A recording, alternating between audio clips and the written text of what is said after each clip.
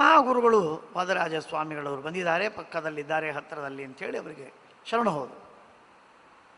ಕರ್ಕೊಂಡು ಬನ್ನಿ ಅವನನ್ನು. ಶವವನ್ನೇ ತಂದು ಮಲಗಿಸುವಂತಹ ಸ್ಥಿತಿ. ಆಗಿಂದಾಗ ಮಹಾಸ್ವಾಮಿಗಳವರು ಲಕ್ಷ್ಮೀ ಶೋಭಾನವನ್ನು ಬರೀತಾರೆ.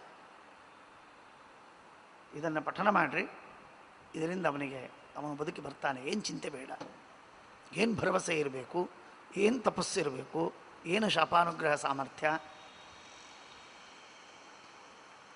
ಅದ್ಭುತವಾದ ರೀತಿಯಲ್ಲಿ ಲಕ್ಷ್ಮೀ ಶೋಭಾನವನ್ನು ಪಠನ ಮಾಡಿದ ಮಾತ್ರಕ್ಕೆ ಆ ಗಂಡ, ತೀರಿಕೊಂಡ ಪ್ರಾಣವನ್ನೇ ಬಿಟ್ಟಂತಹ ಗಂಡ ಬದುಕಿ ಬಂದ.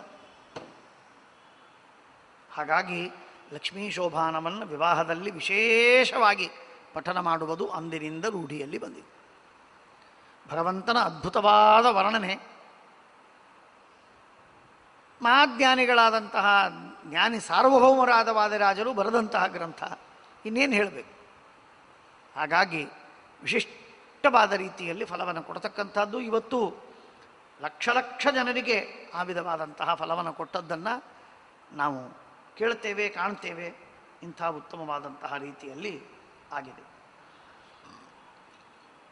ಹಾಗೆ ಸಂಚಾರವನ್ನು ಮಾಡ್ತಾ ಇರುವಾಗ ಒಂದು ಕಡೆಗೆ ಒಬ್ಬ ವ್ಯಕ್ತಿಯ ಮನೆಗೆ ಹೋದರು ವಾದರಾಜರು.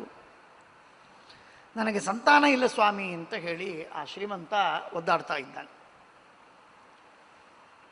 ಆಗ ವಾದರಾಜ ಸ್ವಾಮಿಗಳವರು ಜ್ಞಾನದೃಷ್ಟಿಯಿಂದ ವಿಚಾರ ಮಾಡಿ, ನಿನ್ನ ಪ್ರಾರಬ್ಧದಲ್ಲಿ ಸಂತಾನ ಇಲ್ಲಪ್ಪ, ಆದ್ದರಿಂದ ಪರಿತಪಿಸಬೇಡ ಅಂತ ಹೇಳಿ ನೀನು ಒಳ್ಳೆಯ ಸತ್ಕಾರ್ಯಕ್ಕೆ ನಿನ್ನ ಹಣವನ್ನು ವಿನಿಯೋಗ ಮಾಡು ಅಂತ ಹೇಳಿ ಆಶೀರ್ವಾದ ಮಾಡಿ ಸಂಚಾರಕ್ಕೆ ಹೋಗಿಬಿಟ್ರು. ಮುಂದೆ ಅಲ್ಲೊಬ್ಬ ಮಂತ್ರವಾದಿ ಬಂದ.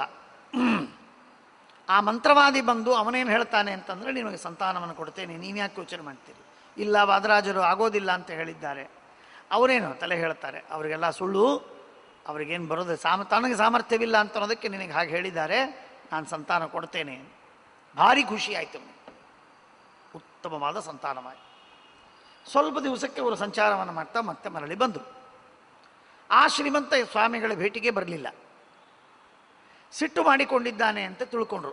ಜ್ಞಾನಿಗಳಿಗೆಲ್ಲ ಗೊತ್ತು, ಅವನೇನು ಸಿಟ್ಟು ಮಾಡಿಕೊಂಡ್ರೇನು ಇವರಿಗೇನು ಹಾನಿ ಇಲ್ಲ, ಏನಿಲ್ಲ. ಆದರೂ ಕರೆಸ್ತಾರೆ, ಸತ್ಯ ಸಂಗತಿ ಅವನಿಗೂ ತಿಳಿಬೇಕು ಅಂತ ಅನ್ನೋದಕ್ಕಾಗಿ ಕರೆಸ್ತಾರೆ.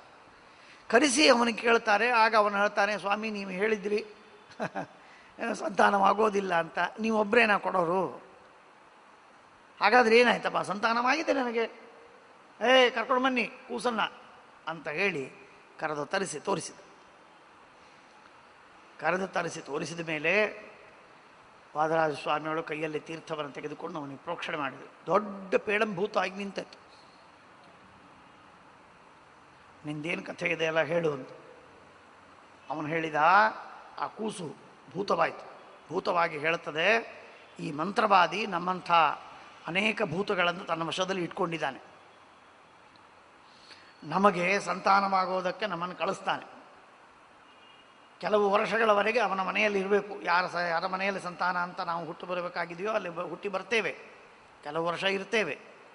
5 ವರ್ಷ 6 ವರ್ಷ ಆಯಿತು ಅಂತಂದರೆ ಅವನನ್ನು ಕೊಂದು ಹಣವನ್ನೆಲ್ಲ ತೊಗೊಂಡು ಹೋಗಿ ನಮ್ಮ ಮಂತ್ರವಾದಿಗೆ ಕೊಡ್ತೇವೆ. ಇದು ನಮ್ಮ ಕೆಲಸ. ಇದನ್ನು ಹೇಳಿದಾಗ ಅವನಿಗೆ ಎಷ್ಟು ದುಃಖ ಅಷ್ಟು ದುಃಖ, ಎಷ್ಟು ಖುಷಿ ಅಷ್ಟು ಖುಷಿ. ಎಂಥ ಮೂರ್ಖತನ ಮಾಡಿಬಿಟ್ಟೆ ನಾನು ಅಂತ ಪಶ್ಚಾತ್ತಾಪ ಪಡ್ತಾನೆ. ವಾದರಾಜನನ್ನು ನಂಬುತ್ತಾನೆ, ಪಾದಕ್ಕೆ ಬೀಳುತ್ತಾನೆ. ಅವನನ್ನು ಆ ಭೂತವನ್ನು ಪರಿಹಾರ ಮಾಡ್ತಾರೆ ವಾದರಾಜ ಸ್ವಾಮಿಗಳು. ಅವನು ಉದ್ಧಾರವಾಗ್ತದೆ, ಅವನ ಮನೆ ಉಳಿಯತ್ತೆ. ಇಲ್ಲ ಅಂದರೆ ಎಲ್ಲ ಧ್ವಂಸವಾಗಿಬಿಡ್ತಿತ್ತು. ಹೀಗೆ ವಾದರಾಜ ಸ್ವಾಮಿಗಳವರು